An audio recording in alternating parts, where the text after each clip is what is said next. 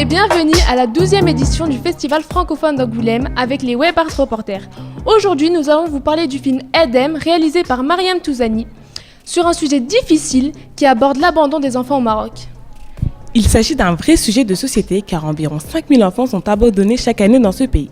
Suite à ça, nous avons posé des questions à quelques passants sous forme de micro-trottoirs. Bonjour, bienvenue au FFA. Nous sommes le Web Art Reporter et nous sommes en compagnie de Mariam Touzani. Bonjour. Bonjour. Tout d'abord, nous tenons à vous remercier de nous avoir accordé votre temps. Merci. Merci, c'est un plaisir.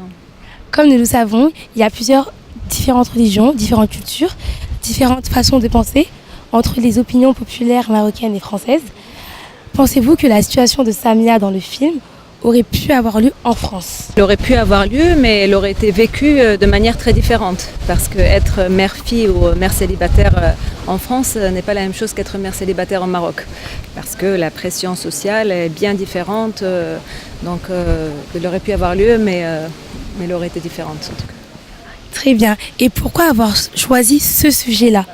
Parce que c'est un sujet qui me touche profondément et c'est un sujet qui est né d'une... C'est-à-dire c'est pas un sujet en réalité. Moi, j'aime pas parler de sujet. J'aime parler dans ce film-là, en l'occurrence, de personnages. Parce que c'est vraiment un film de personnages et c'est une histoire que j'avais envie de raconter parce que voilà, c'est quelque chose qui me touche très, très profondément et elle est née d'une vraie rencontre que j'ai faite avec une mère célibataire que mes parents avaient accueillie quand je suis rentrée de l'université. Et donc j'ai vécu toute la fin de sa grossesse avec elle jusqu'au moment où elle a donné son enfant. Et quand je suis devenue mère moi-même, en devenant mère, c'est là où j'ai commencé à écrire. Donc c'était quelque chose d'assez intime. Donc c'est tiré de votre vécu quand même? Complètement, c'est tiré de mon vécu, oui. Moi je crois que c'est souvent comme ça avec les premiers films.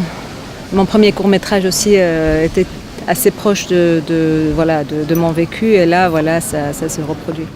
D'accord, merci. Donc après la vision de votre film, on a fait un micro-trottoir donc, au public et on aimerait bien vous faire montrer quelques petits passages des réactions. Et si vous étiez une femme, mettez-vous à la place de cette jeune fille qui est tombée enceinte, est-ce que vous auriez fait le même choix qu'elle? Est-ce que vous auriez choisi l'avortement ou l'abandon? Waouh! Sacrée question. Alors, oui, c'est une question qu'on se posait lorsque j'étais adolescente. J'ai eu le cas d'une amie dans ma classe qui a 15 ans, je crois, est tombée enceinte et ça a été très très mal perçu. Mariage forcé et vraiment une situation difficile. Et pour vous, mesdames, je voudrais juste vous demander, vous auriez fait quoi à la place de la jeune maman? Difficile de se mettre à la place de quelqu'un dans ces conditions-là. Et puis il y a le contexte du pays où voilà, on ne sait pas justement, nous en France, le choix qu'on ferait est forcément différent de celui qui se fait au Maroc. Voilà, d'une part, et puis voilà, c'est ça, au mariage, et puis le fait que oui, on ne peut pas avoir un enfant. Elle le dit, hein. Le mot bâtard est employé deux fois au moins. Et puis que oui, l'enfant, de toute façon, il va en souffrir. Voilà, donc qu'avez-vous pensé des critiques du public? J'ai trouvé vos questions d'abord intéressantes, pertinentes et j'ai trouvé que ce que le public disait était très intéressant parce que effectivement ça dépend du contexte, c'est-à-dire au Maroc par exemple l'avortement dans ces cas-là est illégal, donc une femme comme Samia n'aurait pas le choix de se faire avorter même si elle avait voulu, donc du coup bien sûr que le contexte social, le contexte culturel, le pays dans lequel le film a lieu est vraiment pris, c'est-à-dire c'est quelque chose à tenir en compte, donc je trouve que c'est intéressant d'avoir mis le doigt sur ça. Et quand vous avez réalisé ce film, vous attendiez à ces réactions des spectateurs? Quand j'ai réalisé ce film, j'ai voulu relever des questions que je pense sont essentielles par rapport à la place des femmes et de ces femmes-là aussi en situation un peu de fragilité dans notre société et à la place de ces enfants qui justement sont nés dans un contexte qui va être très très dur pour eux. Et qui va complètement déterminer leur avenir. Et j'ai voulu relever ces questions-là. D'accord. Et je voudrais juste terminer avec la question, pourquoi avez-vous choisi Lubna, excusez-moi, et Nisrine pour jouer le rôle de Abla et Samia? Alors, vous savez, quand on écrit un film qui est tellement personnel, c'est très très dur au moment du choix des comédiens parce qu'on a vraiment besoin de sentir que les personnages, que les comédiennes ou comédiens qui interprètent les personnages qu'on a écrits et qu'on a imaginés peuvent transmettre la vérité qu'on a envie d'exprimer. Et avec Lubna, c'était pour moi une évidence, je la connaissais, j'admirais son travail et quand on s'est rencontrés, on a parlé autour du film, j'ai vu à quel point elle ressentait ce que ce personnage d'Abla pouvait ressentir et pouvait en tout cas être dans sa peau, et parce qu'elle a une vraie sensibilité, un talent énorme. Et puis avec Nisrine, ça a été un vrai coup de cœur, une vraie surprise. Moi, je la connaissais pas. Et j'avais rencontré beaucoup de comédiennes. Et quand je l'ai rencontrée, elle m'a éblouie parce qu'elle a une sensibilité hors norme, un talent vraiment, pareil. Assez exceptionnel. Et puis il y avait l'alchimie aussi entre elles deux qui était très importante pour moi parce qu'il fallait que les deux fonctionnent bien dans leur personnage, mais aussi qu'entre elles, il y ait quelque chose qui se passe. Et c'était le cas, donc je suis très heureuse de pouvoir travailler avec elle.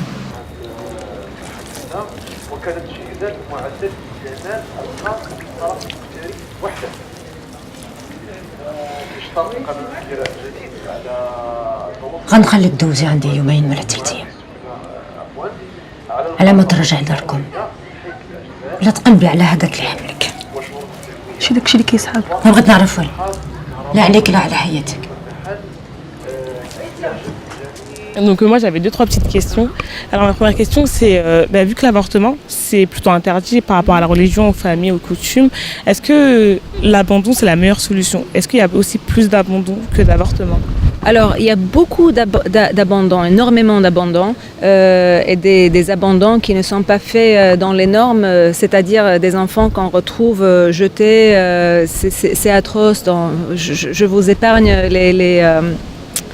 les détails, dans des conditions juste horribles, mais voilà.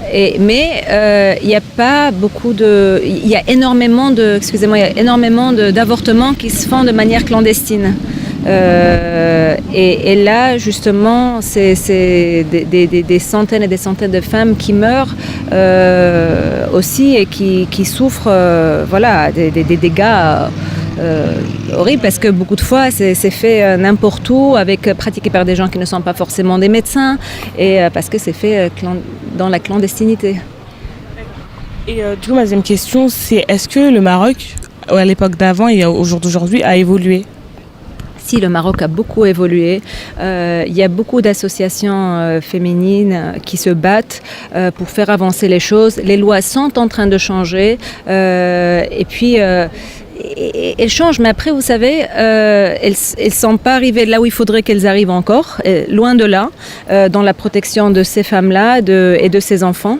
Et puis, surtout, en dehors des lois, parce que je pense que les lois peuvent évoluer, mais ce qui doit réellement évoluer, c'est les mentalités, c'est le regard de la société. Et c'est ça ce qui détermine aussi la manière dont ces femmes vont pouvoir évoluer à l'intérieur de cette société-là. Et donc, pour moi, il s'agit surtout de changer les regards. Et moi, je pense que quand on change le regard d'une société, derrière, les lois ne peuvent que suivre.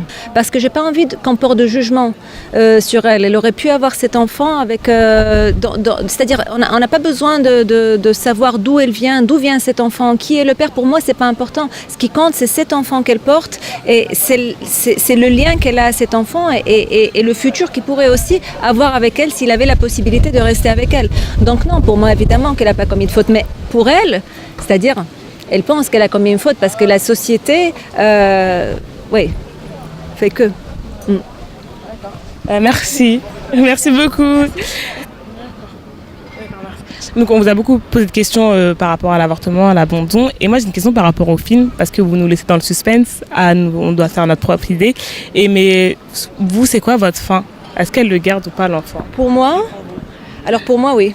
Pour moi, oui, parce que j'ai envie d'y croire. J'ai envie d'y croire, vous savez, quand j'ai rencontré cette femme, dans la vraie vie, elle n'a pas pu garder son enfant. Elle n'a pas pu garder son enfant et moi pendant des années j'ai pensé à elle en me disant voilà, comment est-ce qu'elle se sent de savoir que son enfant grandit loin d'elle. Ça doit être un tiraillement, ça doit être quelque chose de tellement difficile à vivre et j'avais l'espoir avant qu'elle le donne, qu'elle puisse le garder, même si je savais que c'était impossible pour elle parce que personne ne savait qu'elle était enceinte, voilà. Mais j'avais cet espoir-là, donc c'est pour ça aussi que je reste sur cette fin-là parce que je pense que ça peut être très très dur, mais il y a des femmes qui y arrivent. Mais après, on a une dernière réaction du micro-trottoir qui nous a beaucoup plu, qu'on aimerait vous montrer.